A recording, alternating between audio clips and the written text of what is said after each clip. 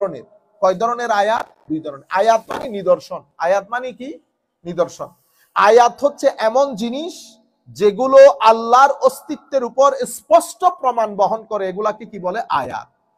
তো একটা হচ্ছে আয়াতে কুরআন, একটা হচ্ছে আয়াতে কুরআন, কোরআনের আয়াত যেগুলো আমরা পড়ি, এক আয়াত, দুই আয়াত, তিন আয়াত।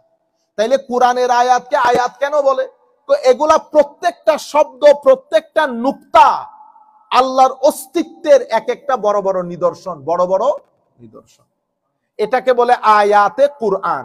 আয়াতে আরেকটা আয়াত হচ্ছে আয়াতে আকওয়ান। আয়াতে আকওয়ান। আয়াতে আকওয়ান মানে সমুদ্র, পাহাড়, জঙ্গল, আল্লাহর সৃষ্টির বৈচিত্র্যতা।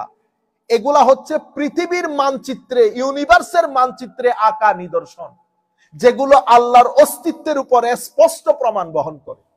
তো কিছু আয়াত চোখে দেখা যায়, কিছু আয়াত পড়তে হয়, কিছু আয়াত পড়তে হয়।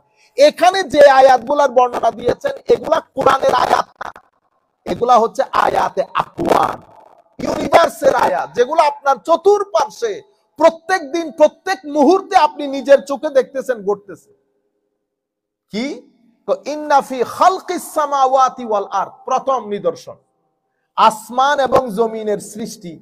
আসমান এবং জমিনের সৃষ্টি। সৃষ্টি এবং আবিষ্কার দুইটা এক জিনিস না। এখন সৃষ্টি কাকে বলে? তো সৃষ্টি এমন জিনিস যেটা কোনো পূর্ববর্তী উদাহরণ বাদে না থেকে আল্লাহ করেন, তাকে সৃষ্টি বলে।